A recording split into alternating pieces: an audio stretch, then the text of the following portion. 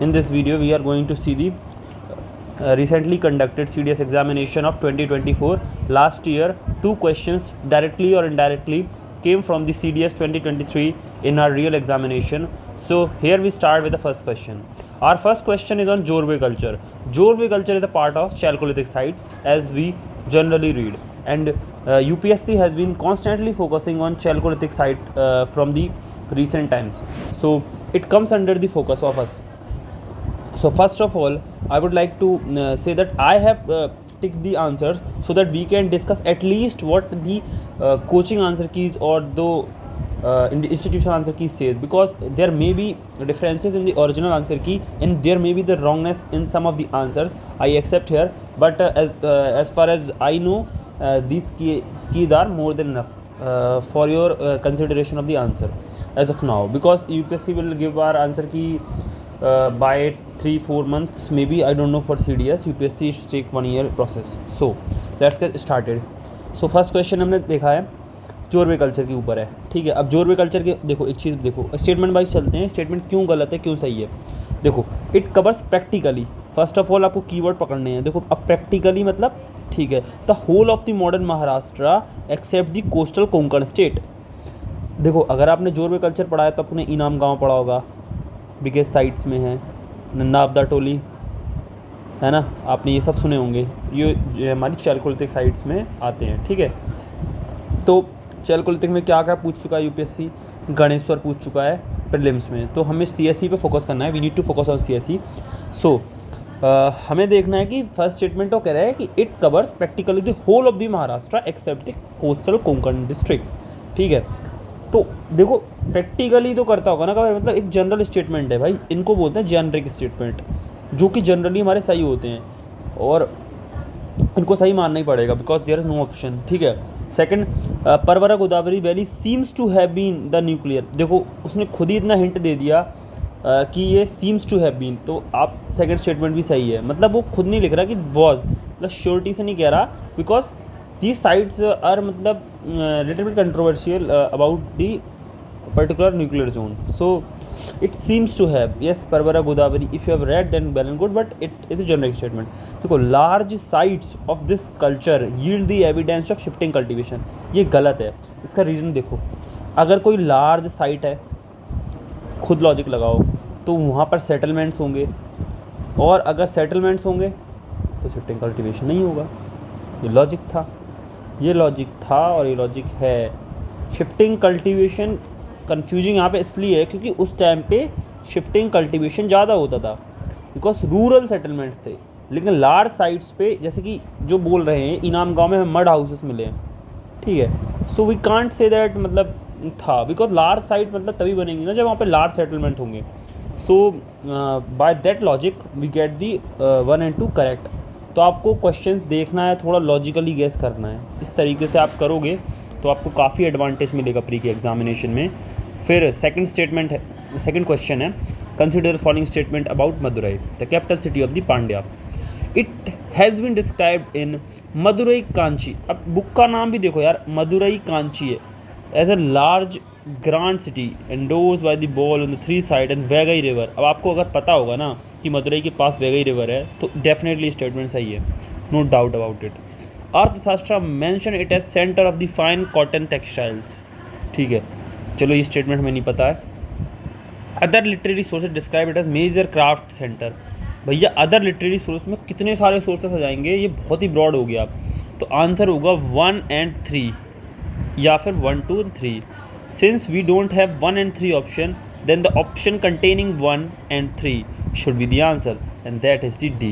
So we got the right answer, and now we have the information that Arthashastra mention it as the center of the cotton textiles, fine cotton textiles. तो अब हमें पता है कि मदुरई में fine cotton textiles होते थे. तो कभी अगर CSE में स्टेटमेंट आता है so we can do that. So अब देखते हैं थर्ड क्वेश्चन को, ठीक है. Consider the following statement about the Sawai Jai Singh astronomical work. He learnt of the accuracy of the European observations and obtained the highest table from which he reproduced refraction table. अब खुद सोचो, इतना टफ स्टेटमेंट बनाने के लिए कहीं से चेपना पड़ेगा, अदरवाइज़ ये पॉसिबल है ही नहीं. है ही नहीं कि इतना टफ बनाया जा सके। जैसे कि हमारा 2023 में एक बुद्धिज़्म पे क्वेश्चन था कि stupa Buddhist and legend they were commemorative and votive structures, मतलब जस्ट बुक से छापा हुआ है। First statement is correct, you have to go with this statement because इतना टफ है इसको पता कर पाना, और ये बिल्कुल बुकिश लैंग्वेज है। His astronomers also developed a telescope of their own to observe the lunar phases। अब देखो खुद, जब उनका एस्ट्रोनॉमिकल वर्क है तो उन्होंने टेलीस्कोप कुछ तो बनाया होगा ना, लॉजिकल है, दोनों स्टेटमेंट सही हो जाते हैं। So from this logic we get this question and these are literally easy questions. Now देखो मन कौतूहल, देखो एक चीज़ देखना, किसके अंडर में music was prepared under the एगिसॉक, तो एगिस तो किंग का होगा ना, किसके अंडर में ये डेवलप हुआ था, राजा मान सिंह के ऑफ ग्वालियर के अंडर में तानसेन ने करा है। ठीक है, ये तो है नहीं मन कौतूहल मीरा का, अमीर खुसरो का भी मन कौतूहल है नहीं, तानसेन, और इनमें से आप देखोगे तो आपको आंसर मिल जाएगा ए है, बिकॉज राजा मान Singh of Gwalior specifically mention कर रहा है बिकॉज इनके एगिस में हुआ है, मतलब एजिस में अगर किसी के अंडर में हो रहा है ना तो वो लॉजिकल है कोई किंग के अंडर में होगा, पैट्रॉन होंगे। Consider the following statement regarding the Sugamya Bharat Abhiyan. This programme is initiated by department of empowerment of person with disabilities, ministry of social justice empowerment. देखो यूपीएससी में ये स्टेट टाइप के स्टेटमेंट गलत करता है, मिनिस्ट्री दे के अंडर हो, इनिशिएटेड है लिखा है इधर, अंडर नहीं है, initiated by, but is the generic statement, so you have to take it as correct. और देखो सुगम्य, सुगम्य मतलब जाने आने में आसानी हो, तो पर्सन विद डिसेबिलिटीज़ के लिए ही होगा। अब नहीं पता मान लो मैं पहला स्टेटमेंट, तो let's hold on. It aims to develop a inclusive society for people with disability, तो फर्स्ट स्टेटमेंट को कॉम्प्लीमेंट करता है वो सेकंड स्टेटमेंट, यानी दोनों जरूर होने चाहिए। It has a provision of pension for person with disability, Sugamya Bharat, गम में जाना आने के लिए है, पेंशन का कोई प्रोविजन ही नहीं है, बिल्कुल ही out of the box statement है। इनिशिएटिव डिपार्ट, अब तो खुद ही सोचो कि अब इनमें से ऑप्शंस में आप जाओ तो आपको कोई भी ऑप्शन ऐसा नहीं मिलेगा जो आपको आंसर लगेगा, बिकॉज पेंशन की बात ही नहीं हो रही, सुगम्य में पेंशन कहाँ से आ गया, डिपार्टमेंट पर्सनल एबिलिटीज़ के अंदर में है ना, इंक्लूसिव सोसाइटी है, aims to develop inclusive society, खुद ही देखो कीवर्ड डाल के यूपीएससी दे रहा है। तो आपने इतने क्वेश्चंस में देखा, लिटरली मैंने लॉजिकली भी सॉल्व करे हैं, मैं सही आंसर पर तीनों में पहुँच गया था, मैंने वेरीफाई करके आंसर्स लगा दिए। मैं आपको अप्रोच बताना चाहता हूँ, अप्रोच को समझो, पेपर में ज़रूर लगाना, काफ़ी हेल्प होगी। अब देखो sixth question, which one of the following was not a part of the action programme of non cooperation movement, तो यही है taking control of the law and order machinery of the state by Congress working committee. Law and order ले लेंगे non 1920 में, वो भी britisher से, खुद सोचो ना कितना मतलब एक्सट्रीम स्टेटमेंट है। अदर स्टेटमेंट आप पढ़ लो, Congress organisation was to reach down to the village, सही है ये, नॉट क्या है, ये तो एम है ही ना। बॉयकॉट गवर्नमेंट एफिलिएटेड स्कूल करना ही था, सरेंडर टाइटल्स ओनर्स करे भी थे, जो कि हमें पता जलियांवाला बाग के बाद में रविन्द्रनाथ टैगोर जी ने अपना सर का टाइटल दिया, तो ये सब तो बेसिक है। आपको सबसे ख़राब स्टेटमेंट देखना तो लॉ एंड ऑर्डर अंग्रेजों से ले लेंगे, इतना वो नहीं था उस टाइम, ठीक है। Consider the following statements about the modern state and the forest peoples. अब देखो एक चीज़ देखना, जस्ट अब इसमें 4 स्टेटमेंट है, हम देखते हैं कि 3 कैसे करेक्ट हैं और कौन सा गलत है। Forest people were subjected to new form of political economic dominance, and the necessity to subordinate and assimilate them led to the change in their early attitude of excluding these peoples from the imperial territory। ठीक है, बिल्कुल सही है।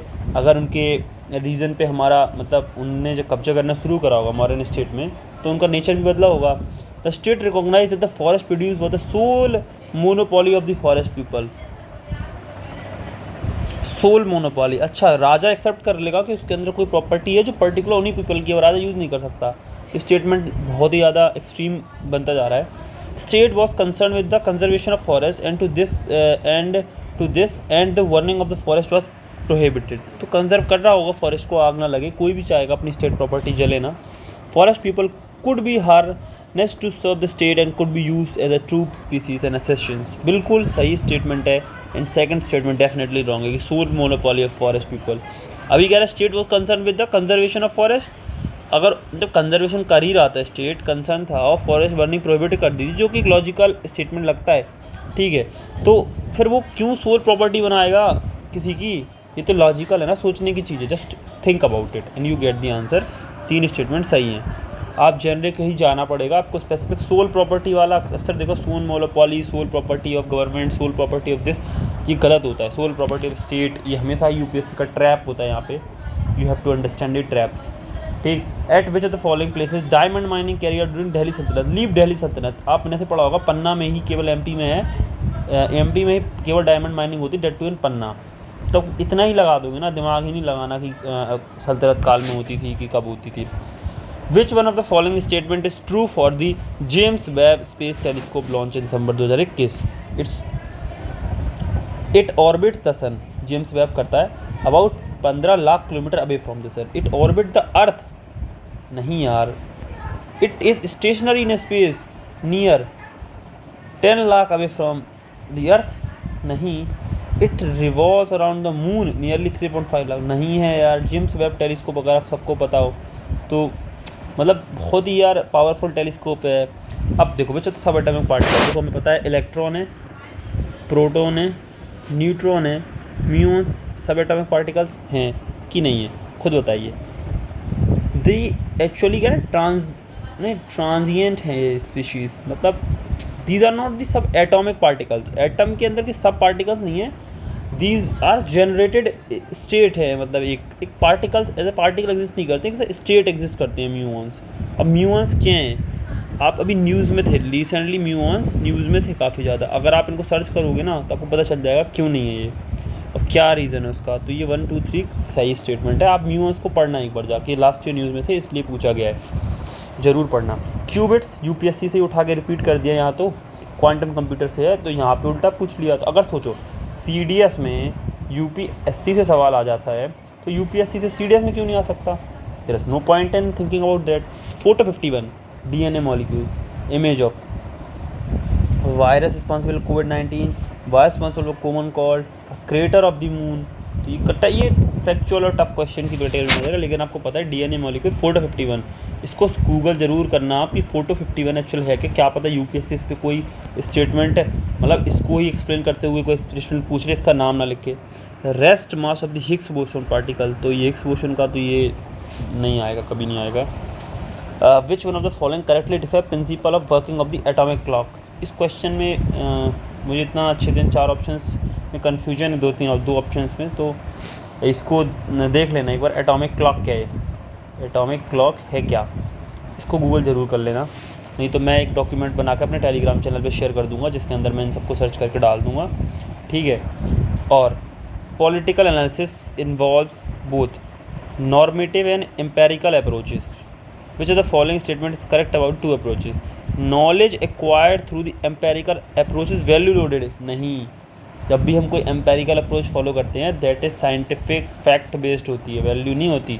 Knowledge acquired through normative approach is objectively neutral, no way. Normative approach होती है कि that should be followed, मतलब it is loaded with the जो हमारा इट इज़ लोडेड विद किस चीज़ से होती है, तो एम्पेरिकल अप्रोच वैल्यू लेडेड नहीं होती है, ये गलत है। तो विच आई थिंक डी इसका राइट आंसर होगा, तो ये गलत ही है स्टेटमेंट, बिकॉज है ना, इज आर करेक्ट। तो ये दोनों ही हैं, मतलब अप्रोच उल्टा लिखा हुआ है, नॉर्मेटिव अप्रोच में हम फॉलो करते हैं दैट शुड बी फॉलोड, ठीक है। Which one of the following can not be a feature of totalitarian regime? आजकल बात होती है ना टोटलिटेरियन, मतलब अपने आप में powerful. Autonomy of the civil society, अरे यार खुद सोचो, टोटलिटेरियन मतलब तानाशाही जैसा system. State control of the political and often personal demands of the individual, बिल्कुल मतलब मेरे हिसाब से चलोगे जैसे चाइना में। Monopoly of the means of the mass, बिल्कुल सही है। वन पार्टी स्टेट, बिल्कुल सही है। ऑटोनॉमी ऑफ द, तो ये गलत हो जाएगा। तो बेसिक क्वेश्चन था, आप टोटलिटेरियन मतलब पता होना चाहिए आपको। Which of the following statement are not correct? देखते हैं। In a world politics hard power can be exercised by both state and the other actors involve using the threat or question. Hard power उसी से use होती है।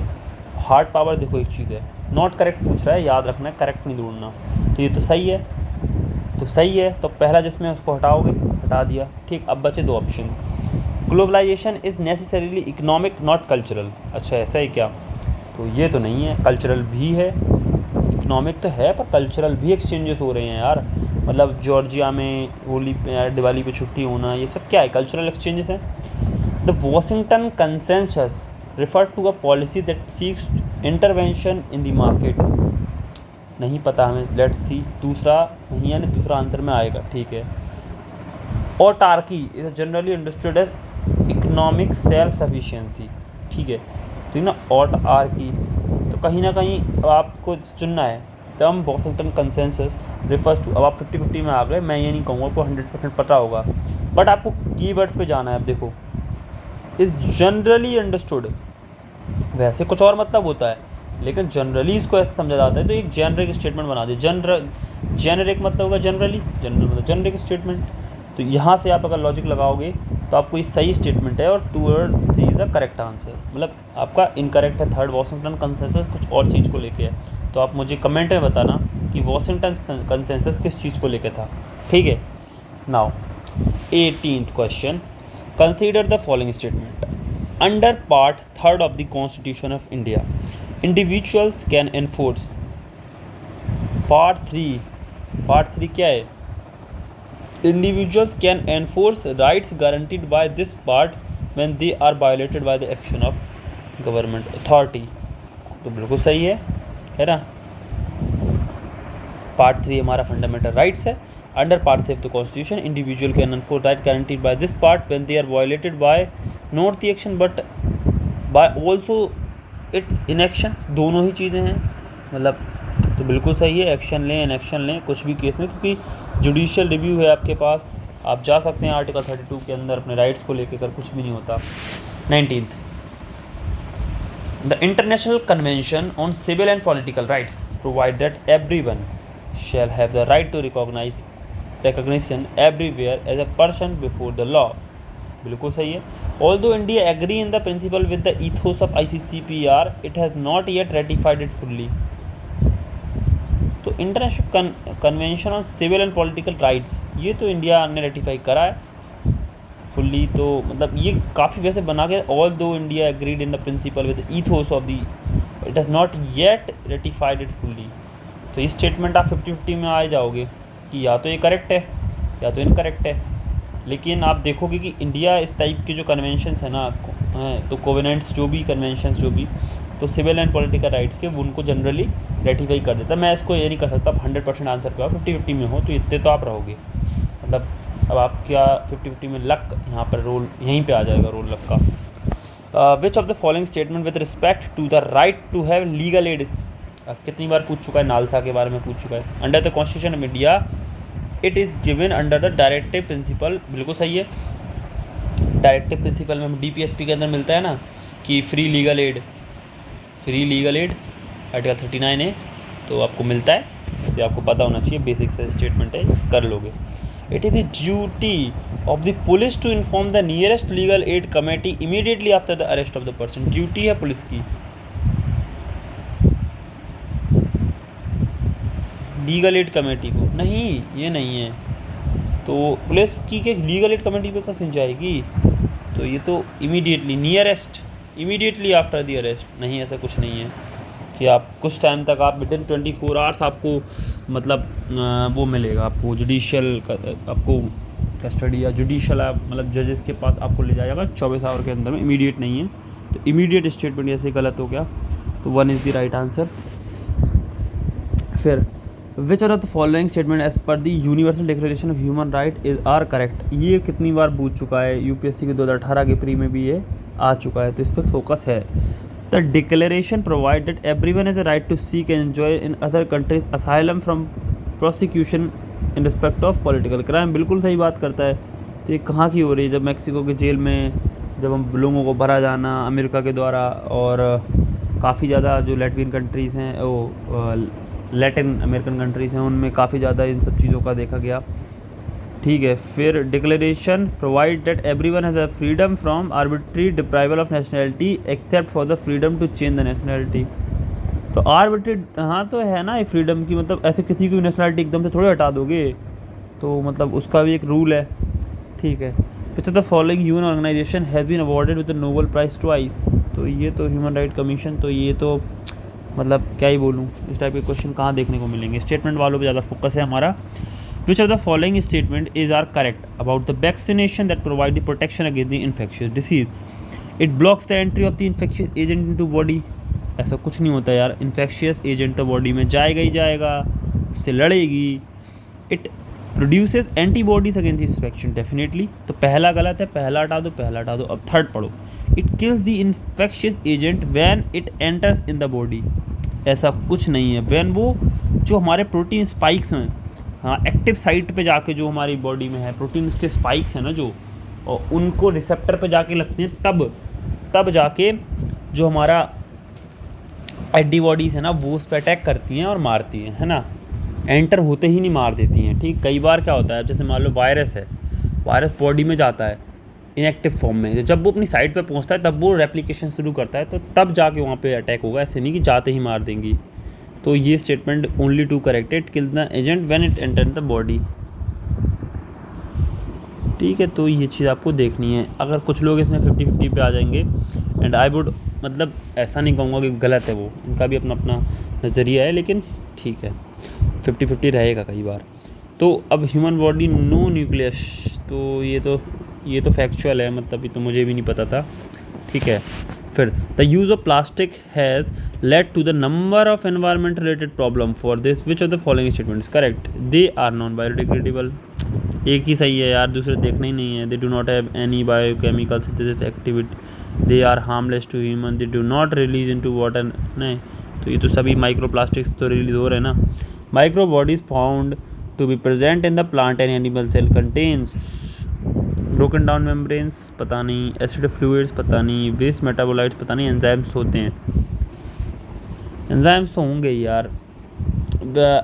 An antibacterial enzyme present in saliva and tear is called lysozymes। तो ये तो काफ़ी biological question है, और मतलब पता है तो ठीक है, नहीं पता तो नहीं पता। Which set of vegetable is underground stem or modified stem in the plant? Potato, artichoke, round gourd, यही अजीब अजीब से नाम है, इन्हीं को मार दो।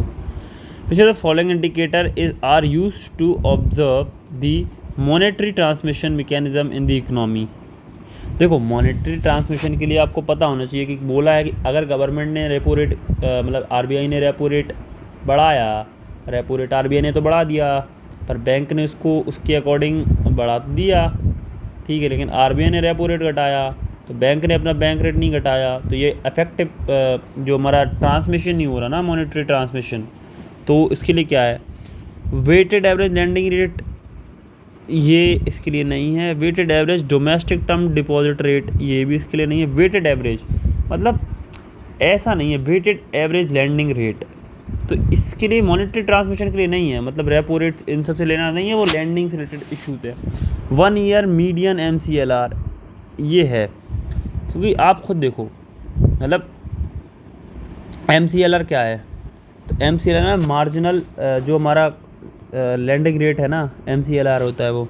तो जो हमारा जितना भी पैसा बैंक के पास है, और MCLR मतलब उसमें क्या है ना, आप जितना आप लोन देते हो उसके अकॉर्डिंग प्रीमियम सेट कर सकते हो, जितना इन्फ्लेशन है, जितना रेट है उसके अकॉर्डिंग, और जितनी ड्यूरेशन है उसके अकॉर्डिंग आपको प्रीमियम सेट करके लैंडिंग करनी होती है। ये effective implementation of monetary transmission के लिए ही यूज़ करा जाता है। स्टैंडिंग डिपॉजिट फैसिलिटी, तो स्टैंडिंग डिपॉजिट फैसिलिटी, तो ये स्टैंडिंग डिपॉजिट फैसिलिटी से आप बैंक को बढ़ा के आप बैंक के पास से पैसे कम कर सकते हो, जिससे आप इफ़ेक्टिवली जो आपको बढ़ाना है ना मॉनेटरी ट्रांसमिशन की रेपो रेट के साथ में बैंक का रेट बढ़े या घटे, तो वो भी आप कर सकते हो। तो third and fourth statements are correct. देखो, फोर्थ करेक्ट है, थर्ड भी करेक्ट है। अब आपको देखो कोई स्टेटमेंट में और दो करेक्ट है ही नहीं, और दोनों ही तुम देखो, अगर पहला गलत होगा दूसरा भी गलत होगा, और थर्ड और फोर्थ सिंस सही है तो चारों आने चाहिए, तो नहीं आ सकता, तो यानी पहला दूसरा जहाँ जहाँ है उन दोनों को काट दो, ठीक है। इस तरीके से आप इस क्वेश्चन में पहुँच जाते हैं। आई थिंक इसका मतलब आप इसको इकोनॉमी की कोई भी लेक्चर से कवर कर सकते हैं, इतना टफ टॉपिक नहीं है, ठीक है। Consider the following statement regarding the instrument of monetary policy, ठीक है। Standing deposit facility rate was introduce in April, तो मुझे तो पता ही है कि ये यहाँ पे देखो, आप खुद ही देखो, यानी स्टेटमेंट यहाँ से उठा के बना दिया ना, मॉनेटरी ट्रांसमिशन के लिए ही है, आप खुद ही देख लो। तो यही आंसर था, अप्रैल 2022 में स्टैंडिंग डिपॉजिट फैसिलिटी इंट्रोड्यूस करी गई थी। यस, स्टैंडिंग डिपॉजिट, मतलब मेरे को सच में मैंने ऑप्शन वाइज आई थिंक मुझे चेक करना पड़ेगा एक बार, इसका आंसर गलत भी हो सकता है। फिर SDF rate replaced fixed reverse repo rate as the floor of the LAF corridor. हाँ ये तो सही है, सेकंड स्टेटमेंट ठीक है, तो एक बार देखना पड़ेगा, आई थिंक सही ही है शायद, चेक कर लूँगा एक बार, मेरे को याद नहीं है exact date.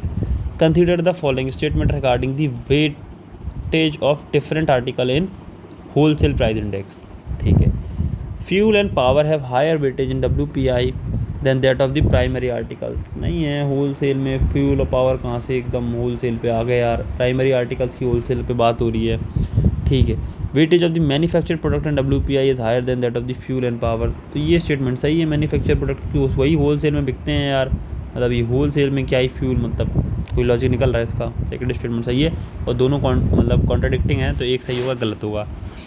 If India enters into the free trade agreement FTA with the other nations, then the growth of the export of India would depend upon which of the following: extent of tariff reduction vis-a-vis MFN tariff, बिल्कुल सही है।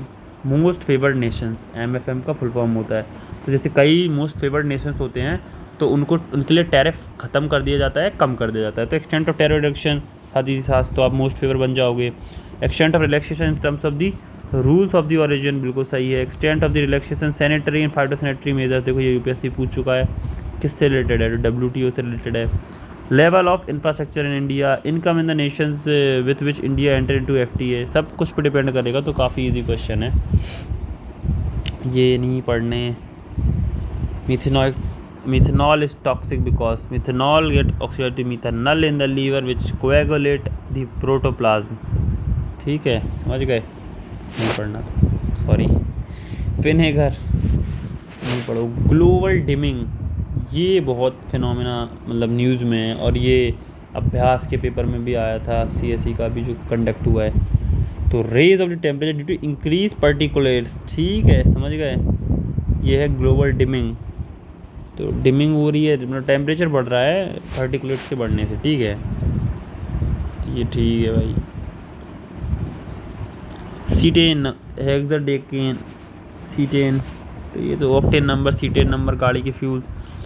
Which one of the following countries is not a part of Arabian peninsula, देखो Kuwait, Oman, Yemen, sorry for the singing, Kuwait है, Oman है, Jordan नहीं है, और Yemen है, ठीक है, तो है।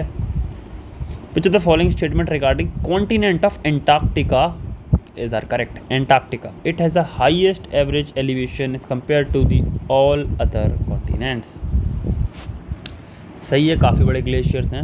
Mount Vinson is the highest peak of this continent, तो हमें नहीं पता यार, ये तो काफ़ी फैक्चुअल हो गया, तो इस क्वेश्चन को टफ ही बोलूँगा यार, कौन ही कर लेगा ऐसे। Which one of the following biospheric reserve spread over the 3 states in India, तो ये तो पता है, नीलगिरी कहाँ पे है, नीलगिरी में पता है कि यहाँ पे देखो आपका वो लगा हुआ है, कर्नाटका, तमिलनाडु, और ये हमारा यहाँ पे महाराष्ट्र है के नीचे की तरफ, तो कर्नाटका हो गया, तमिलनाडु, केरला, हाँ तो 3 स्टेट में लगा हुआ है। अचानक अमरकंटक, ये तो हमारा अमरकंटक वाला रीजन हो गया, MP में हो गया। सीताचलम 2 स्टेट, अगस्त मलाई 2 स्टेट्स में ही है। तो अब देखो 43rd कन्फ्यूजिंग है, नॉट पूछा है। Ramnagar wild life sanctuary Uttarakhand में नहीं है, जम्मू में है, काफ़ी कंफ्यूज कर दिया। रामनगर उत्तराखंड में ही है, तो कोई कंफ्यूज हो जाएगा तो इजीली चूक जाएगा। केन तो अरुणाचल में ही है, केन नहीं है, केन रिवर अलग है, केन वाइल्ड लाइफ सेंचुरी अलग है। नाहर हरियाणा में है, नाहर से हरियाणा, जो नाहर है वो हरियाणा। चक्रशिला असम में, तो पढ़ लेना और भी चीज़ें, मैपिंग अच्छे से कर लो यार सब, है ना, क्योंकि मैपिंग तो इम्पॉर्टेंट है। ठीक है, इतना बड़ा लेक्चर जा रहा है तो थोड़ा सब्र रखो। Which of the following statement regarding the coconut production in Lakshadweep is are correct. ठीक है, पढ़ते हैं।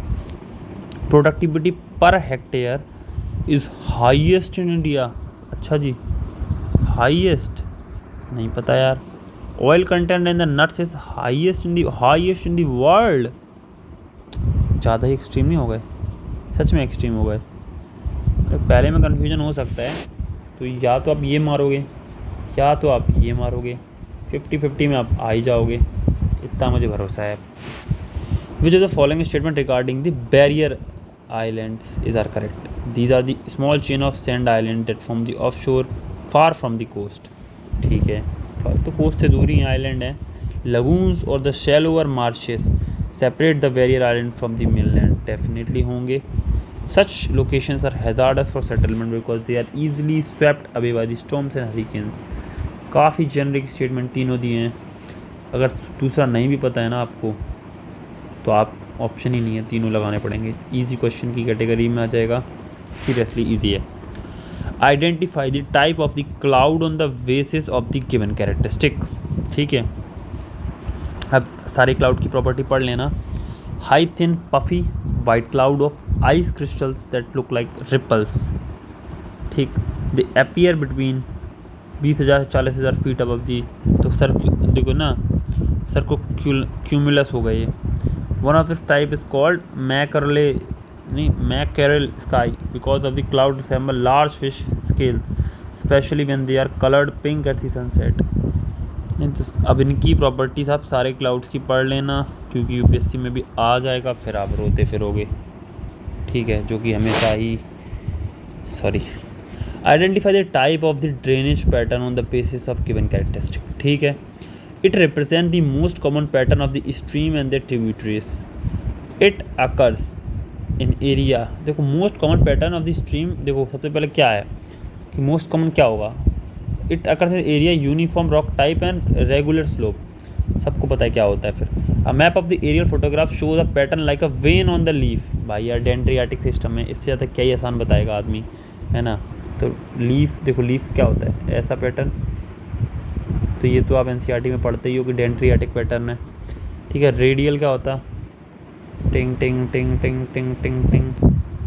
ट्रेलिस क्या होता, टिंग टिंग टिंग टिंग. सेंट्रीपिटल, देखो तो सेंट्रीफ्यूगल, सेंट्रीपिटल, ट्रिंग ट्रिंग ट्रिंग ट्रिंग ट्रिंग ट्रिंग. एक ही जगह पे आ रहे हैं स्ट्रीम्स. ठीक है, तो यहाँ जाके गड्ढे वड्ढे में मिल रहे हैं. तो ये हो गई मेरी कलाकारी.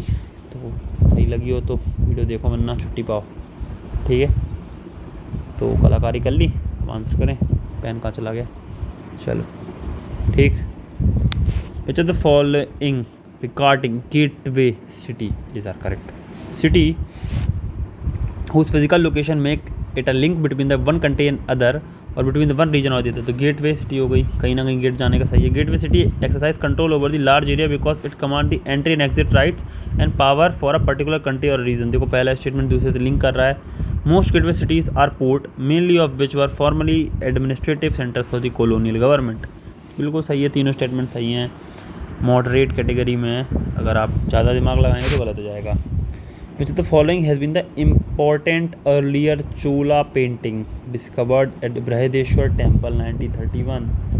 इसीलिए कहते हैं कि क्या कहते हैं, सॉरी फॉर दैट, कि नितिन सिंघानिया पढ़ लो जाके. ठीक है, उसमें दिया है शिव एज योग दक्षिण मूर्ति. ठीक है, तो चोला आर्किटेक्चर में शिवा थे, नटराज मूर्ति थी, यूड़ उसको ही नटराज मूर्ति कहते हैं. ठीक है. Consider the following statement about the initial development of the railways in India by British. Private financial investors for the railway would get land free from the British government in India. Private financial investor for the railways नहीं, तो आपको कैसे मिलेगा. उन्होंने बोला कि railway system develop करना है, तो प्राइवेट फाइनेंशियल इन्वेस्टर हैं for railways would get land free from the British. सही है. Investor would get a return of 5% on their capital from the government if they ran at a loss और secure. ठीक है. Railway would be jointly manage with the government. कोई manage नहीं होगा, government ही करेगी. Only दो स्टेटमेंट सही हैं, तो जॉइंटली गलत हो गया यहाँ. गवर्नमेंट ही sole authority. Which are the following industries was most affected by the deindustrialization. तो ये तो कॉटन टेक्सटाइल्स ही हैं, हमने पढ़ा था. इन सब का तो इतना रोल नहीं है, तो ईजी हो जाएगा. Consider the following statements about the early phase of national movement in India. तो इसमें क्या है, Firoz Shah Mehta, Badruddin Tyabji and other from the Bombay Presidency. बिल्कुल सही है. ये बेसिक स्टेटमेंट आपको स्पेक्ट्रम में मिल जाएगा. ठीक है. Surendranath Banerjee and group planned an Indian national conference in Kolkata. A.O. Hume decided to create an all-India body as a rival to the above organizations to give vent to their grievances of the poor. इनके as a rival to the above organization कुछ नहीं था ऐसा। तो दो statement सही हैं। काफ़ी एक्सट्रीम क्यों मनाते हैं? Giant metre wave radio telescope consist of single parabolic antenna, ये न्यूज़ में था और ये भी है। ये देखो आप इसके साथ जा सकते हो। तो टफ क्वेश्चन तो जो है जो बात है। Which of the following the first commercial space station? Axiom station. अब ये पढ़ लेना वोयागर क्यों है, ये PYQ का क्वेश्चन है। फिर वही सब आ जाएगा LIGO, eLISA. Which of the following is not a ferromagnetic? Silver हो गया, फेरिक है, आयरन है, कोबाल्ट है। On a day when I am in hurry to go to the office, I have a fixed quantity of the rice which was just cooked and kept in bowl. In order to cool it quickly, which of the following is the best option? Let it be kept in a bowl of water at room temperature only. तो ये देखो आप कितना आपका knowledge check हो रहा है यहाँ पे, पता है? तो ठीक है। मार्केच पार्टनरशिप की बात कर रहे हैं। Marrakech it is the inter governmental partnership for global climate change. सही है, अभी पढ़ा है PT में। It is not only an inter government partnership for global climate action. देखो अब उन्होंने पहले स्टेटमेंट की बात उठा के बोल दी तो आपको आइडिया लग जाएगा कि नहीं पता था ना, तो अब पता चल गया ना। But also collaboration between government stakeholder. तो आपको देखो दोनों स्टेटमेंट को उन्होंने सही कर दिया, एक और दो को। This partnership is guided by 2030 agenda for sustainable development. तो हो गई भाई यार, इतना ईजी क्वेश्चन हो गया ये। इस टाइप के क्वेश्चन समझ रहे हो क्या एसेंस निकल रहा है? पहला स्टेटमेंट दूसरे स्टेटमेंट को कॉम्प्लीमेंट कर रहा है, जो कि होगा ही होगा, बिकॉज हर चीज़ आप नहीं पढ़ सकते। पर ये न्यूज़ में था और PT में भी है, कवर भी की थी हम लोगों ने एनवायरनमेंट की अपने चैनल पे, चेक कर लेना जाके। 1.5 घंटे की वीडियो है, देख लो, कुछ भला हो जाएगा। Consider the following statements. In India the special marriage act protect an individual if one enters into inter religious marriage. Special marriage act करता ही है। Right to marry a person of one choice integral aspect of the article 21। बिल्कुल सही है, यही वाला question UPSC ने 2020 I think में पूछा था। Universal declaration of human right also resonate the marital right of every individual consenting. तो ये तो पढ़ के जाना है। यूनिवर्सल डिक्लेरेशन ह्यूमन राइट्स के कुछ आर्टिकल्स की 3 में क्या है, 4 में क्या है, इसको मेंस में भी कोट करेंगे हम, है ना।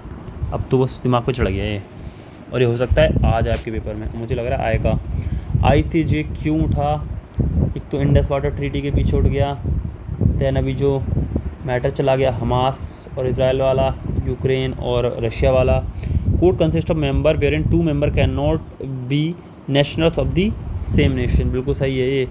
General Assembly and the Security Council proceed independently of one another to elect the member of the court. सही है ये, बिल्कुल सही है, अलग अलग दोनों डिसीजन लेते हैं। तो ये तो आपको UN की बेसिक पढ़ लो बॉडीज़, तो वहाँ से मिल जाएगा। भूनिधि विस्टा, ठीक है। It is the data visualisation service of the Bhoonidhi providing for resolution mosaicked data visualisation capability through the web map. देख रहे हो, इतनी टफ लैंग्वेज तभी होगी जो कहीं चेपा होगा। It enable for the resource set 2 to a Sentinel-1 2 satellite. मतलब इट इज़ इनेबल्ड, इनेबलिंग। देखो जब भी इनेबल वर्ड आता है UPSC हमेशा सही करता है, आप चेक कर लेना PYQ में भी। और इनेबल करना ना, ज़्यादा कुछ नहीं कर रहा, इनेबल कर रहा है, ठीक है। Which are the following were the objective of G20 summit 2023? Green development, acceleration progress of SDG, women led development. तीनों की बात है। मतलब ये तो इतने जेनरिक स्टेटमेंट है ना कि आप वैसे ही पढ़ के लगा दोगे, इस ऊपर का स्टेटमेंट नहीं पढ़ो, इन तीन की है ना। The causal organism of dengue fever is mosquito borne virus which belong to which of the following? Adeno virus. Adeno ही होता है। देखो एडिनो वायरस क्या है, जो हमारे क्या कर रहे हैं, हमें डेंगू हुआ, चिकनगुनिया हुआ। अदर्स आर रेट्रो वायरस, जैसे HIV वायरस हुआ, ह्यूमन पेपिलोमा वायरस है। कुछ वायरस हैं ना जो रेट्रो मैकेनिज्म फॉलो कर रहे हैं, और एडिनो वायरस हैं जो DNA का मैकेनिज्म रेप्लिकेशन कर रहे हैं mRNA के साथ। तो ये हो गया यार, एडिनो वायरस और रेट्रो वायरस पे UPSC क्वेश्चन पूछ चुका है PYQ में, आई थिंक 2-3 साल पहले। चेक करना है, स्टेटमेंट वाइज है कि AIDS is retrovirus where adeno is, ऐसे करके। From which among the following are the blood clotting factor released? Platelets, obviously. Pulse is felt due to the rhythmic contraction and relaxation of aorta and main arteries. When the eyes are treated, the transparent liquid portion around yolk turns solid and turbid white. This happens due to the thermal denaturation of protein. ही होता है, sugar का कोई denaturation नहीं होता, carbohydrate का कोई denaturation नहीं होता, फैट का कोई डीनेचुरेशन नहीं होता. Which of the following statement is are correct? GDP deflator. अब हमें कोई बताएगा कमेंट में कि जीडीपी डिफ्लेटर क्या है, क्या होगा? Nominal GDP by real GDP, यही है क्या? Capture the average price of an unchanging basket of commodity that constitute a GDP of the country. तो पता है हमें. GDP can be used to measure the real GDP of the economy but not the inflation rate. अभी जब nominal GDP को real GDP से हम divide कर रहे हैं तो हम निकाल तो इन्फ्लेशन ही रहे हैं ना. कि अगर मान लो रियल GDP नॉमिनल GDP में क्या होता है, इन्फ्लेशन प्लस रियल GDP ही तो है नॉमिनल GDP. तो इन्फ्लेशन ही तो निकाल रहे हैं. GDP डिफ्लेटर से कितना डिफ्लेक्ट हो रहा है? 1.3 है मान लो वैल्यू, इसका मतलब है 3 डिफ्लेक्ट हुआ है, यानी 3 क्या इन्फ्लेशन है 0.3. तो ये तो बेसिक स्टेटमेंट है, ये तो आपको पता होना चाहिए. और ये मैं कोई भी चीज़ का केवल मैंने आंसर से देखे, मैंने कोई भी चीज़ पढ़ी नहीं है, मतलब मैं बुक से पढ़ के ऐसे कुछ नहीं आया हूँ. जो नॉलेज है उससे ही बता रहा हूँ, इसलिए कई क्वेश्चन मेरे पे नहीं भी हो रहे हैं जो होने चाहिए, but it's okay. General knowledge से हम कैसे कर सकते हैं. Which of the following statement is are correct? A price index captures the change in the average price of the constant basket of the commodity. बोला क्या है कि price index capture the change in the average price of the constant basket. यही तो index check करेगा ना कि constant price कैसे चेंज हो रहे हैं. If the price index tick value 100, 110, 121 and 3 consecutive year respectively, then the inflation rate in the second and third year are 10%. तो 100 का 10% क्या हुआ? 110. 100 का 21% respectively with respect to the 100. अब 110 का 21% नहीं है, 100 का 21% देखेंगे तो ये सही है. ठीक है, थर्ड ईयर में बोल रहा है इन्फ्लेशन, तो पहले से काउंट करेंगे ना. Which of the following statement is are correct? Most of the India's reserve is held in the form of foreign currency. तो ये तो है ही हमारे पास, जो हमारा रिजर्व है ना, forex reserves. There is no cost of holding foreign currency as reserve by the nation. There is no cost of holding foreign currency. होता है ना यार, तुम फॉरेन करेंसी होल्ड कर रहे हो तो उसका कॉस्ट नहीं हुआ, अपॉर्चुनिटी कॉस्ट है ना, फिर फ्लक्चुएशंस हैं, उन सबको देखना है यार. होल्ड करके रखे हुए हो किसी भी करेंसी को, कोई पैसा नहीं है तो ऐसा थोड़ी होता, कोई कॉस्ट ही नहीं है उसको होल्ड करने का, है ना. अपॉर्चुनिटी कॉस्ट इन्वेस्ट भी कर सकते हैं. Which one of the following statement is not correct? The market mechanism overproduces a good that generate positive externality. नहीं, क्योंकि externality are those outcomes which are latent in form. So the production is not based on externalities. Externalities are the dysfunctional aspect, or would say dysfunctional aspect हैं. अब वो positively काम करें negatively काम करें हमें नहीं पता. स्टेटमेंट तो गलत है पहले ही वाला, बाकी तो पढ़ने की ज़रूरत ही नहीं है. Which is the following statement? अब देखो पढ़ भी लेते हैं ताकि थोड़ा आइडिया लगे किस टाइप से जा रहा है क्वेश्चन. ठीक है. A cap and the trade of a pollution permit can be used by the government to achieve the social optimum. नहीं, ऐसा कुछ नहीं है. The optimal amount of subsidy in the case of an activity that produces a positive externality is the difference between the social benefit and the private benefit at the optimum. नहीं है, externalities के लिए काम नहीं हो रहा है यार. tragedy of common is an example of negative externality. बिल्कुल है, ट्रेजिडी ही होती है कॉमन्स की, जैसे पॉल्यूशन है, फैक्ट्री से डेवलपमेंट हो रहा है, प्रोडक्शन हो रहा है, लेकिन पॉल्यूशन भी हो रहा है. Which one of the following statement regarding GST is not correct? Precious metal are tax at the rate of 1% under GST. ऐसा कुछ नहीं है. अनवर्क डायमंड टैक्स, तो ये तो कम ही होगा अनवर्क पे. Amendment 122 to the constitution of India kept only the alcohol for human use outside the ambit of GST. Not correct. तो ये तो करेक्ट है, सही है. Amendment 115 kept alcohol for the human use and 5 petroleum product outside the ambit. 122 में उसी की बात हो रही है। प्रीशियस मेटल टैक्स ज़्यादा होता है, प्रीशियस मेटल पे टैक्स, ठीक है। 18, 28 ऐसे। Which of the following statement with regard to the report of Tendulkar committee, ठीक है। तो क्या बोल रहा है कि the committee has used an all India urban poverty line basket as a reference to derive both rural and, नहीं, all India urban poverty line नहीं बनाई थी। The committee has anchored the poverty line to the official food calorie norms, ये सही है, ठीक है।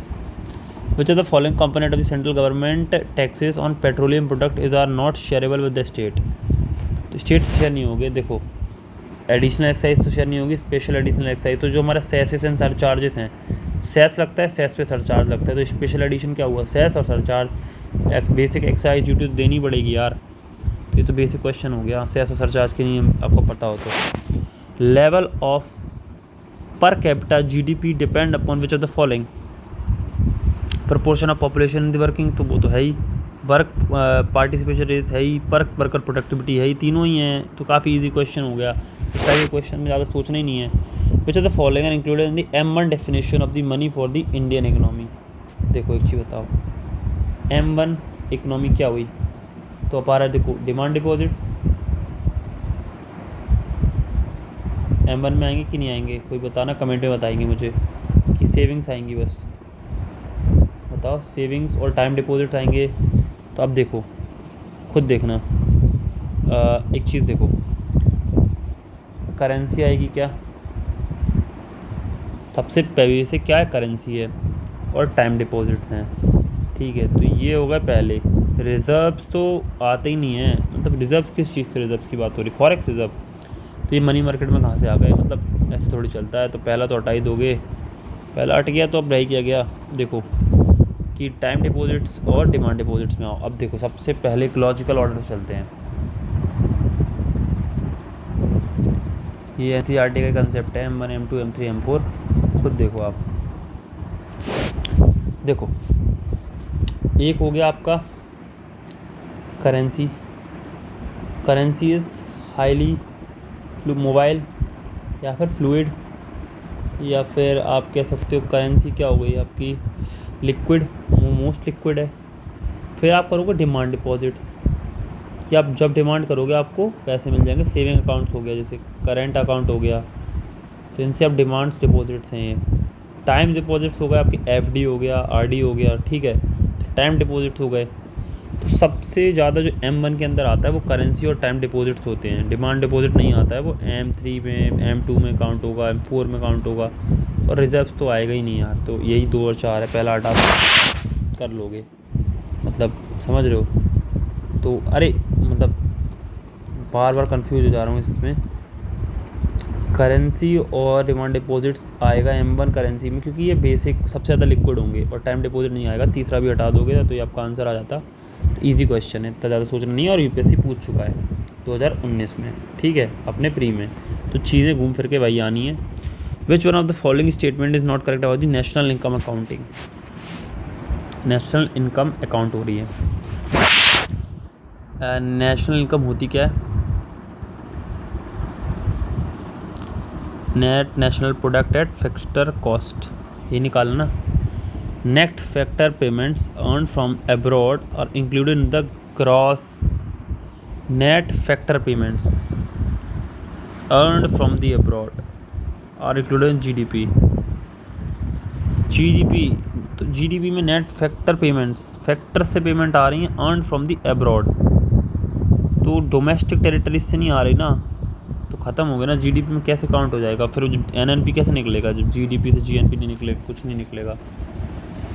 Under the normal downward sloping demand curve and fully elastic supply curve of the commodity and exogenous decrease in demand would lead to decrease in equilibrium price and quantity. अब जब demand देखो, demand बढ़ाई, supply घटी, तो यहाँ पे आएगा। अब वो क्या बोल रहा है, under normal downward sloping demand curve, demand घटती जा रही है ना, fully elastic supply curve of the commodity next genius decrease in the demand. अब डिमांड कम हो रही है, देखो डिमांड घटती जाएगी, डिमांड घटेगी तो प्राइस भी घटेगी यार, लॉजिकल है। Decrease in equilibrium price and quantity, demand भी घटेगी, क्वांटिटी भी घट जाएगी, तो लॉजिक से हो गया, काटो, हटा ही दो इन सबको तो। Ice cap climate is are correct. In the Koeppen climate classification ice cap climate is EF.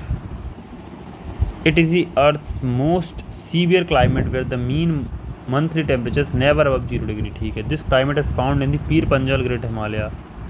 अच्छा ऐसा है, वो भी क्या है ना, मोस्ट सीवियर।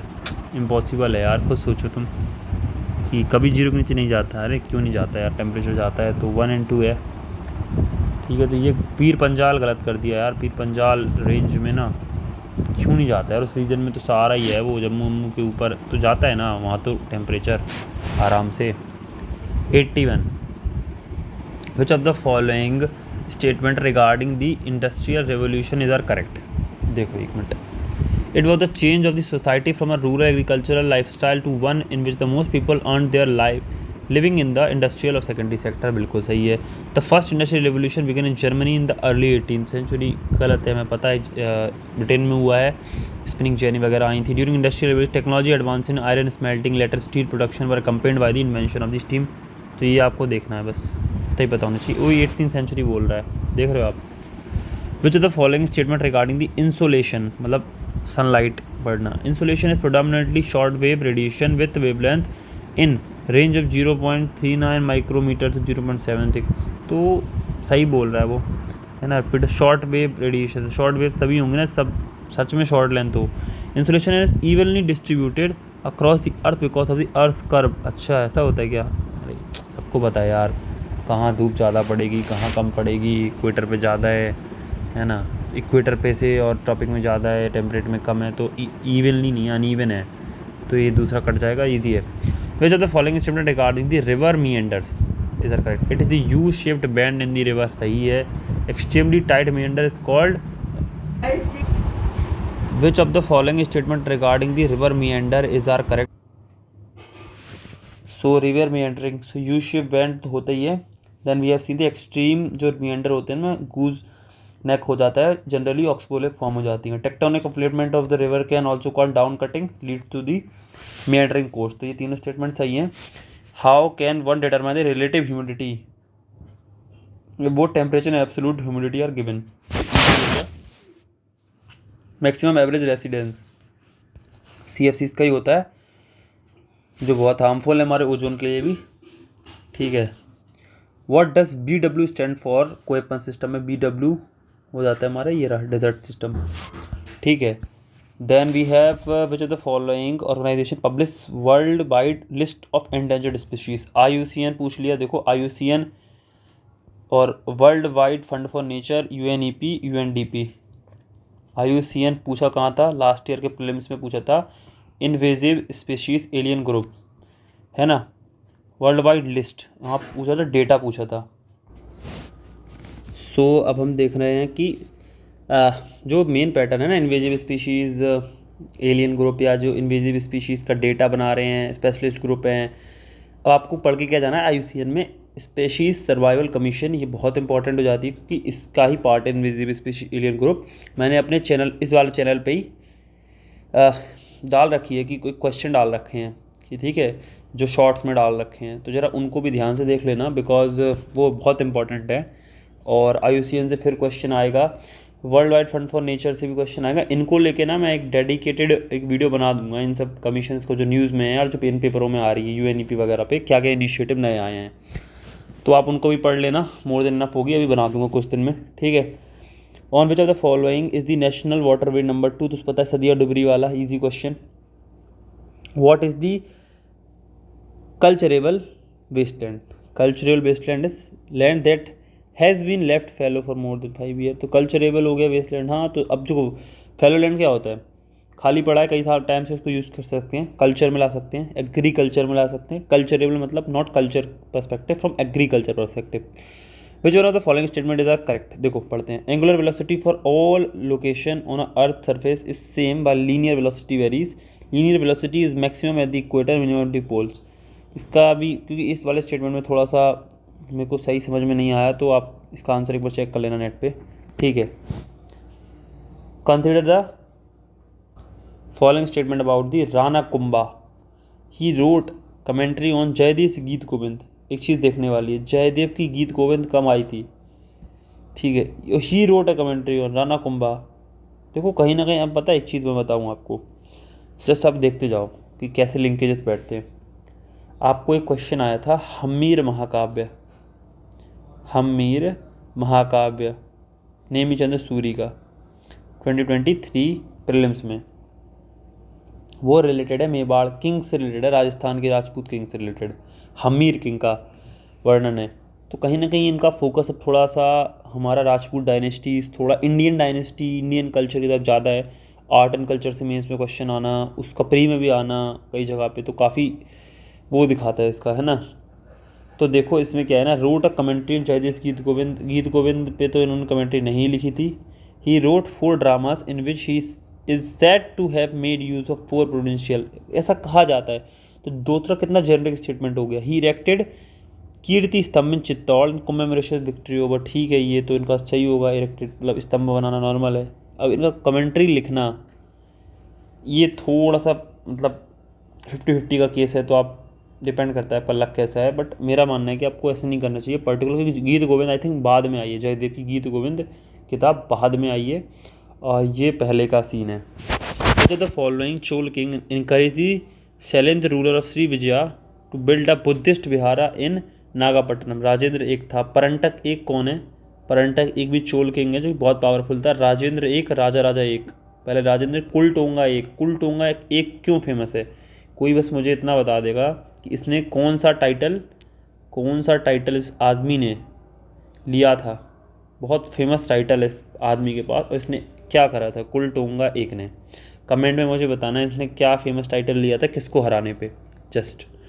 फिर who among the following was not a court poet of king Krishnadevaraya, देखो फिर हो गया ना, सिद्धेश्वर नहीं थे, तिम्माना, धुराजी, मल्लाना, ये जो अष्ट दिग्गज थे उनमें पढ़ोगे आप।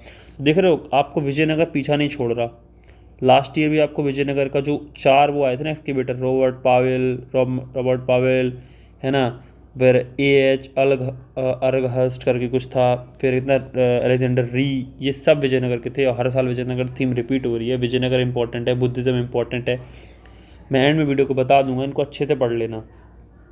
कहाँ से पढ़ लो, पूनम दलाल दहिया की मैम अच्छी बुक है, उससे आप पढ़ सकते हो। और क्वेश्चन जहाँ से आ रहे हैं उस बुक का नाम मैं बता देता हूँ, वो है उपेंद्र सिंह की बुक, तो उससे कर सकते हो, बट बहुत बड़ी बुक है और नहीं पढ़ना चाहिए मेरे हिसाब से। आप पूनम दलाल दहिया की मैम की बुक से इस specific topic like Buddhism, Jainism, Vijayanagara कर सकते हो, ठीक है। Royal portrait of Simhavishnu and Mahendravarman are found in which of the following cave of Mamallapuram, तो ये तो हो गया ना, सिम्हा विष्णु, महेंद्र वर्मन केव, तो ये भी आपको मिल जाएगा अच्छे सोर्स में पढ़ोगे तो। How many of the following statement about bhakti poet Namdev is are correct, देखो he seems to have played a part in transmitting the southern भक्ति to northern, seems to have, होंगे भाई 100% सही है स्टेटमेंट, मुझे नहीं पता। he was rigorous monotheist and opposed the caste distinctions, ठीक है। he was a devout of the Kabir Namdev, तो अब आप देखो डिवाइट ऑफ द कबीर थे, डिवाइट फॉलोअर कबीर के, तो ऐसा कुछ तो नहीं पता चला कि नामदेव आई थिंक बरखारी सेक्ट से जुड़े हैं, तो कबीर तो निर्गुण भक्ति के थे, तो ये गलत हो गया, तो मोनोथीस्ट होंगे तो हो सकता है ये सेकंड सही है, थर्ड गलत हो गया, ऑल 3 करेक्ट है नहीं, तो ये हट गया, ये हट गया। फिर how many of the following statement regarding the medicine and related practice in medieval India are correct, ये तो काफ़ी बहुत ही टफ क्वेश्चन हो गया यार, इनको आप एक बार ऑफिशियल आंसर की आएगी ना तभी चलेगा। हार with discovery circulation of blood, मतलब कैसे बता सकते हो यार, बहुत ही डिफिकल्ट हो गया है। 97 which of the following statement about the Veerashaiva is are correct, the Veerashaiva traces its origin to the 5 great religious teachers, Renuka, घंटा करना, धेनु करना, विष्णु करना, वीरशैव, आई थिंक इतना नहीं पता हमें। Veerashaiva philosophy is called Shakti Vishishtadvaita, the non duality of the god, Shakti Vishishtadvaita, Shakti से रिलेटेड नहीं है। Ashtavarana are the 8 rules of the Veerashaiva to be observe by the follower, third सही है, सेकंड हटा दो, 50-50 में आ जाओगे, बस इतने ज़्यादा आप कर भी नहीं सकते हो इस क्वेश्चन में। हु प्रबाउंडेड कश्मीर शैविज्म, अभिनव गुप्ता, तो काफ़ी टफ क्वेश्चन है। तो which of the following is not under the jurisdiction of the protection of human right 1993, human right council. According to heart and soul तो पता ही आर्टिकल 32 है, ठीक है। Who among the following filed the writ petition that led to the famous verdict Supreme Court recognized right to privacy? Puttaswamy case काफ़ी easy 2017 का, तो ये तो हम पढ़ते ही हैं। फिर through the 42nd amendment of which of the following was inserted, तो पता है unity of the nation was submitted, unity integrity हो गया था। Liberty of thought belief experience 5 नंबर से तो पहले से था। As per the state list under the 7th schedule of the constitution the state have jurisdiction over agriculture and in connection with which of the following subjects. Tax पे है, duties पे है, सक्सेशन की एस्टेट ड्यूटी, तीनों पे पैसा लेती है state. 7th edition of Indian Ocean conference Perth में हुई थी, ये तो फैक्चुअल है, ये नहीं पूछेगा। अब देखो, human beings unlike all other object possesses dignity, ये इमैनुअल कांट ने बोला है। It is the swaraj, swaraj की बात है ना, when was learn to rule ourselves, तो ये तो आपको पता ही है कि बी का 4 होगा, गांधी जी ने भी स्वराज की बात की है, ठीक है। फिर for me real freedom is the freedom from fair, तो ये तो बहुत ही फेमस स्टेटमेंट है, तो आंग सान सू की ने कहा है। आंग सान सू की कौन है, म्यांमार लीडर है, तो वो उन्होंने बोला था, एनसीईआरटी में भी दिया है। Freedom implies not only emancipation from political bondage but also equal distribution of wealth, तो सुभाष चंद्र बोस ने कहा है, ठीक है। फिर 4 star of destiny in autobiography Bipin Rawat ji की है, जो कि अनफॉर्चुनेटली नहीं रहे। The Indian army launch operation Sarvashakti, Jammu Kashmir नहीं पढ़ना। Which are the following cities were conferred with the cleanest city, Indore को मिला है, इंदौर यहाँ ऑप्शन में देखिए उसको लगाना है, और सूरत को भी मिला है। Which are the following is an indigenous assault rifle developed by DRDO, नहीं पढ़ना में। With which of the following sport is Yogesh Singh, shooting से रिलेटेड है, तो इतना इंपॉर्टेंट हमारे लिए नहीं है कि इस टाइप का नहीं, स्टेटमेंट वाले क्वेश्चन आएंगे। घराने पे भी ऐसा क्वेश्चन नहीं आएगा, ये तो बहुत ही फैक्चुअल हो गया। Following with the first Indian commander in chief of the Indian army of independent India, KM Cariappa, तो इसके नाम पे KM करियप्पा मार्क कई जगह पे है। Which of the following is an end to end secure mobile ecosystem, Sambhav army का, तो ये आपको पता होना चाहिए। Consider the following about the regional comprehensive economic partnership RCEP, it is a comprehensive free trade agreement between ASEAN members and तो ये तो है ही। India opted out of RCEP because of the, जो उसको मिल रहा है बेसिकली RCEP में आने के बाद में जो नॉन टैरिफ काम है ना, उससे प्रॉब्लम होगी। तो है recently government of India enter into a agreement for lithium exploration mining project which is one among the following countries, Chile. तो अब आप देखना है लिथियम ट्रायंगल कहाँ है, तो चिली, बोलीविया, पेरू, मतलब यहाँ पे अर्जेंटीना, आप देखो देखो आपको पता होना चाहिए। तो लिथियम ट्रायंगल आपको लैटिन अमेरिका में मिल जाएगा, चिली, पेरू, अर्जेंटीना, तो आपको इस तरीके से मिल जाएगा। फिर आपको देखना है कि इंडिया ने चिली के साथ में करा है, तो एक चीज़ नोटिस करने वाली यहाँ पे है कि लिथियम इज़ इम्पॉर्टेंट हो जाता है कि लिथियम बैटरीज़ के क्या क्या यूजेस हैं, क्या क्या साइड इफ़ेक्ट्स, मतलब आई मीन टू से कि क्या क्या प्रॉब्लम्स हैं उसमें, फिर क्या अल्टरनेटिव्स हैं। लिथियम कहाँ सबसे ज़्यादा इंडिया में पाया गया, रईसी डिस्ट्रिक्ट में मिला है, तो लिथियम को लेकर इस बार आ सकता है कौन सबसे ज़्यादा प्रोड्यूसर है, लीडिंग प्रोड्यूसर, तो पढ़ के आना है। पिछली बार कोबाल्ट से ज़्यादा प्यार था, इस बार हो सकता है लिथियम से हो जाए, और होगा भी। Consider the following statement about the Shanghai SCO, one of the goal of the SCO is to promote a new democratic fair है, तो वन ऑफ द है Iran is the permanent member of SCO, तो बन चुका है, तो पता ही है। फिर ICC under 19 mains world cup 2024, Australia won this title for the 4th time, सही है। साउथ अफ्रीका में हुआ है, दोनों स्टेटमेंट सही हैं, तो आपको देख लेना है भाई, क्वेश्चन ऐसा UPSC पूछेगा। Which are the following statement regard to Bharat Ratna award, तो इट वॉज इंस्टीट्यूटेड इन 1972, नहीं। The award does not carry any monetary grant, ये सही है, तो फिर रत्ना अवार्ड से चले गए, देखो जो UPSC में PYQ में आ चुका है। फिर इंडेक्स के ऊपर है, तो ये तो नहीं पूछता जनरली, पर ठीक है। India has been rising trajectory over the period, किस में हो रही है, ग्लोबल इनोवेशन इंडेक्स में, वो तो हो ही रही है। ग्रीन क्रेडिट इनिशिएटिव, ये बहुत इंपॉर्टेंट है, ये क्योंकि अभी न्यूज़ में भी था और हमारी PT में भी कवर करा है। It is the response challenge to the climate change, बिल्कुल सही है, ठीक है। It promote the plantation on the wasteland and river catchment area, अगर आपको नहीं पता। It is scheme of the government of India to replace the kerosene oil with the solar power use by the, ये तो बिल्कुल ही out of box, मतलब क्या केरोसिन हटा के सोलर पावर यूज़ करोगे, तो ग्रीन क्रेडिट कहाँ से हो रहा है। Promote plantation waste land river catchment, तो प्लांटेशन करोगे ग्रीनरी के लिए इन्वेस्टमेंट करोगे, ना कि कैरोसिन हटा के और सोलर लगा दोगे। कैरोसिन का यूज़ नहीं करना, सोलर का करना, इसका क्या रिलेशन है इसके साथ में? वो वाली है, पीएम कुसुम है ना, सौर ऊर्जा के लिए। तो ये सब हैं इस टाइप की स्कीम से बिल्कुल ही हट के बना दिया है, तो भाई बहुत इजी क्वेश्चन हो गया। तो देखो ना, इस टाइप के रविश स्टेटमेंट यूपीएससी बना के आपको कन्फ्यूज करता है, कुछ ये भी लगा देंगे। सो 1 घंटे से ज़्यादा का हमारा लेक्चर हो चुका है। क्या क्या हमने सीखा? पहले तो हमने सीखा पेपर को अटैम्प्ट करने का तरीका, स्टेटमेंट गलत सही पहचानने का तरीका, ठीक है, आपकी बहुत हेल्प करेगा। तो विजयनगर पढ़ लेना, जैनिज़्म बुद्धिज़्म पढ़ लेना, आप स्पेक्ट्रम वगैरह पढ़ लेना, लिथियम के बारे में थोड़ा अच्छे से पढ़ लेना, बैटरी कैसे काम करती है, क्या है, ठीक है। और जो अदर टॉपिक्स हमारे रिपीट हो रहे हैं करंट अफेयर्स में काफ़ी ज़्यादा, चैल्कोलिथिक साइट्स बहुत पूछी गई हैं, उनको भी एक बार देख लोगे। फिर आप आओगे इकनॉमी में, तो बेसिक क्वेश्चन जीडीपी पे है ना, इन्फ्लेशन पे ज़रूर देख के जाना, ये थीम्स हैं, तो इन पे ही फोकस करना है। So this is all in this video, thank you for watching and do like share if you want, otherwise enjoy, bye.